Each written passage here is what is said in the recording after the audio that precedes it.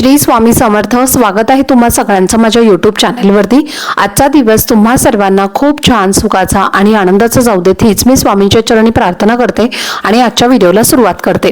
पण त्या अगोदर तुम्ही माझ्या चॅनलवरती जर नवीन असाल तर चॅनलला सबस्क्राईब नक्की करा. त्याचबरोबर कमेंटमध्ये श्री स्वामी समर्थ लिहायला अजिबात विसरू. उद्या वार आहे शुक्रवार आणि उद्याच्या दिवशी आलेली आहे धनत्रयोदशी आणि आपण याला धनतेरस असं सुद्धा म्हणत असतो.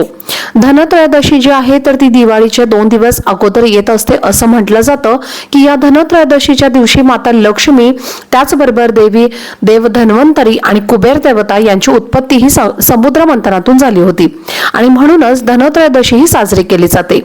तसेच धनत्रयोदशी ही अश्विन महिन्याच्या 13व्या तिथीला येत असते आणि म्हणूनच याला धनत्रयोदशी असं सुद्धा म्हटलं जातं. या दिवशी माता लक्ष्मी, कुबेर देवता आणि देवांचे वैद्य धन्वंतरी यांची पूजा करण्याची प्रथा आहे. तसेच या धनत्रयोदशीला 13 दिव्यांचा सुद्धा अतिशय महत्त्व आहे. या दिवशी आपल्या घरातील कुटुंबातील व्यक्तींचा अपमृत्यू किंवा अकाली मृत्यू होऊ नये, जसं की ऍक्सिडेंट असेल, सुसाईड असेल, तर अशा प्रकारचे अकाली मृत्यू होऊ नये यासाठी सुद्धा आपल्याला यमदीपदान हे करायचं असतं. तर यमदीपदान कसं करायचं आहे याबद्दलची संपूर्ण माहिती तुमच्यासोबत मी आपल्या एका व्हिडिओमध्ये शेअर केलेली आहे. सविस्तर व्हिडिओ तुमच्यासोबत मी शेअर केलेला आहे, त्यामुळे तुम्ही तो व्हिडिओ जर पाहिला नसेल तर तो तुम्ही नक्की बघा आणि तुम्हाला सुद्धा त्याची योग्य ती माहिती मिळेल. तर आजच्या व्हिडिओमध्ये मी तुम्हाला अतिशय महत्त्वाचे काही उपाय सांगणार आहे. धनांचे तुम्हाला जे काही उपाय आहेत तर ते मी तुम्हाला सांगणार आहेत आणि हे धणे तुम्हाला अशा ठिकाणी ठेवायचे आहेत. त्याचप्रमाणे धन्याचे काही उपाय सुद्धा तुम्हाला केल्यामुळे मालामाल करतील. तुमचे जे काही 7 जन्माचं दारिद्र्य असेल तर ते सुद्धा संपूर्णपणे नष्ट होईल. तर 3 ते 4 उपाय तुमच्यासोबत मी आजच्या व्हिडिओमध्ये शेअर करणार आहे, त्यामुळे व्हिडिओ हा स्किप न करता शेवटपर्यंत नक्की पहा, जेणेकरून तुमच्यापर्यंत योग्य ती माहिती पोहोचेल. तर त्यातला पहिला उपाय जो आहे तर तो तुम्हाला पैशांच्या अडचणी दूर करण्यासाठी, तसेच कष्ट मेहनत करून तुमच्याकडे जर पैसा येत नसेल, आलेला पैसा टिकत नसेल आणि तुमच्या हातून जर जास्त पैसा खर्च होत असेल तर मग तुम्हाला हा उपाय करायचा आहे. हा उपाय करण्यासाठी तुम्हाला एक मातीचं बोळकं घ्यायचं आहे, ज्याला आपण सुगडं म्हणतो. काही जण सुगडं सुद्धा म्हणत असतात, जे आपण संक्रांतीमध्ये वापरत असतो पूजेमध्ये, तर त्याला बोळके म्हणतात, काही जण सुगडी म्हणतात. तर हे तुम्हाला एक मातीचं बोळकं घ्यायचं आहे किंवा मग तुम्ही इतर कोणतंही मातीचं भांडं घेतलं तरीही चालेल. त्यानंतर तुम्हाला थोडीशी माती टाकायची आहे त्या बोळक्यामध्ये आणि 1 रुपयाचं नाणं तुम्हाला त्यामध्ये टाकायचं आहे. थोडेसे दाणे तुम्हाला त्यामध्ये टाकायचे आहेत आणि वरून परत तुम्हाला थोडीशी माती टाकायची आहे. त्यानंतर तुम्हाला त्याच्यावरती थोडंसं पाणी घालायचं आहे आणि पाणी घातल्यानंतर तुम्हाला हे जे बोळकं आहे तर ते तुमच्या घराच्या दक्षिण दिशेला ठेवायचं आहे. तुमच्या घराच्या दक्षिण दिशेला म्हणजे तुमच्या घरामध्ये जिथे कुठे दक्षिण कोपरा येतो तर त्या कोपऱ्यामध्ये किंवा मग तुमच्या बाल्कनीमध्ये किंवा तुमच्या टेरेसमध्ये सुद्धा तुम्ही दक्षिण दिशा ज्या ठिकाणी येते तर त्या दक्षिण दिशेला तुम्हाला हे बोळकं जे आहे म्हणजे जे मातीचं भांडं आहे तर ते तुम्हाला ठेवायचं आहे. त्यानंतर ते जे बोळकं आहे तर ते तुम्हाला काढून घ्यायचं आहे, स्वच्छ पाण्याने धुवायचं आहे. त्यातलं जे नाणं आहे तर ते धुवून घ्यायचं आहे आणि तुमच्या घरामध्ये तुमच्या कुलदेवी समोर तुम्हाला ते ठेवून द्यायचं आहे. दररोज तुम्हाला या नाण्याची कुलदेवी समोर पूजा करायची आहे आणि त्यामुळे बघा काय होतं तर तुमच्या ज्या काही पैशांच्या अडचणी आहेत तर त्या दूर व्हायला सुरुवात होते आणि तुम्ही केलेल्या कष्टाला, मेहनतीला फळ प्राप्त होईल.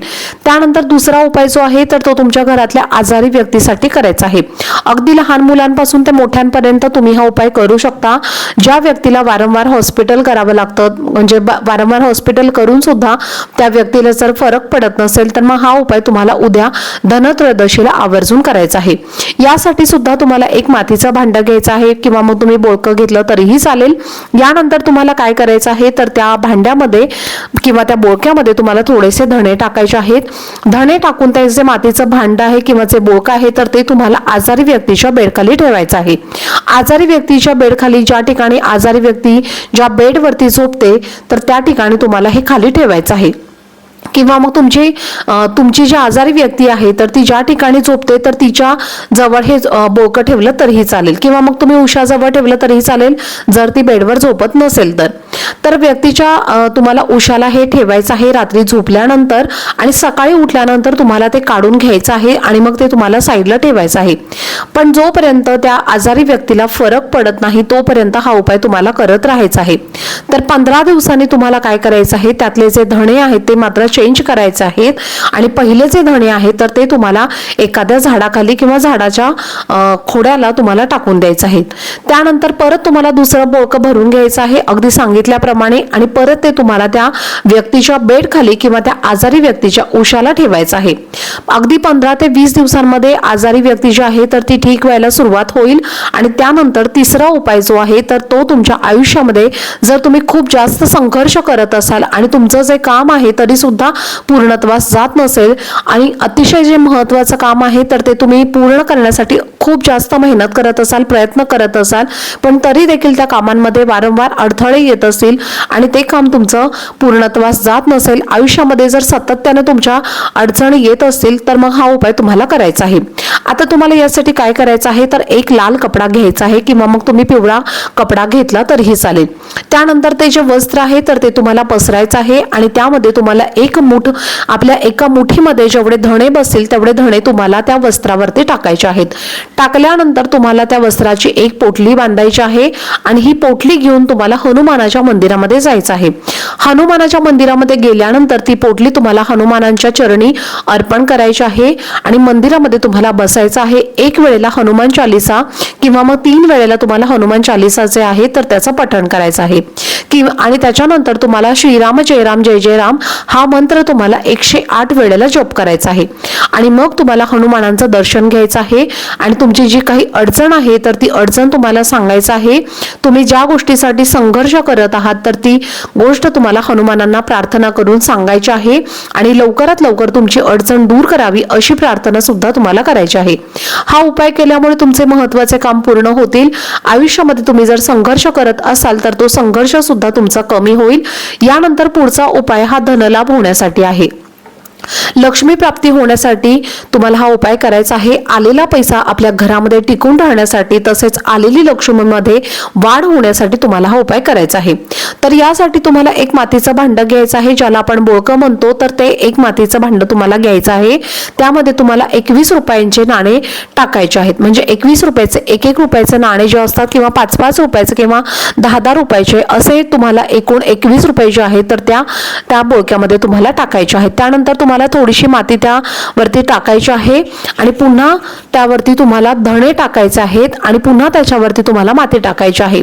माती टाकल्यानंतर त्यावरती तुम्हाला थोडंसं पाणी टाकायचं आहे आणि हे बोळकं जे आहे तर ते तुम्हाला तुमच्या घराच्या पूर्व दिशेला ठेवायचं आहे.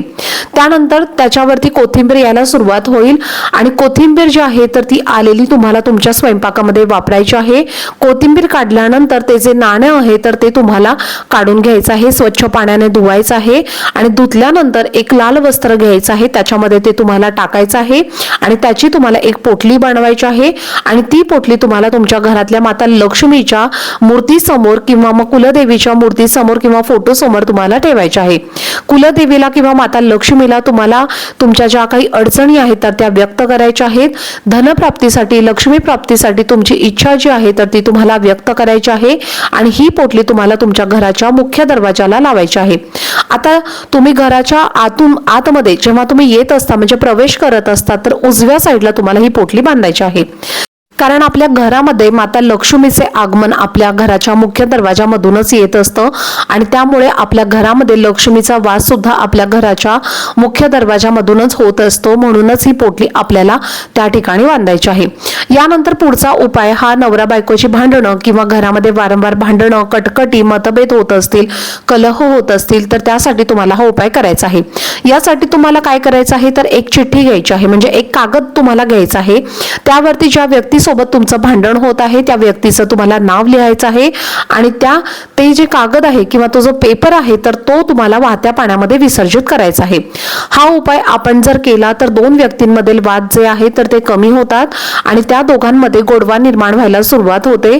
तर असे हे सोपे उपाय जर आपण आपल्या घरामध्ये केले तर आपल्यावरती लक्ष्मी, कुबेर देवता यासारखेच देवी देवता आपल्यावरती प्रसन्न होतील आणि आपल्या ज्या काही सर्व अडचणी आहेत तर त्या सुद्धा दूर होतील आणि त्यातून त्यातून आपली सुटका सुद्धा होईल। त्यामुळे तुम्हाला हे उद्याच्या दिवशी उपाय हे आवर्जून करायचे आहेत। तर आता उद्या तुमचा समजा जर मासिक धर्म असेल, सूतक असेल, तर मग तुम्हाला हा उपाय करता येणार नाही, पण घरातील इतर व्यक्तीने हा उपाय केला तरीही चालेल। तर चला, झालेली सेवा ही मी स्वामी महाराजांच्या चरणी अर्पण करते। आजचा व्हिडिओ जर तुम्हाला आवडला असेल तर व्हिडिओला जास्तीत जास्त लाईक, शेअर आणि चॅनलला सबस्क्राईब नक्की करा। भेटूयात पुढच्या व्हिडिओमध्ये, तोपर्यंत सर्वांना श्री स्वामी समर्थ।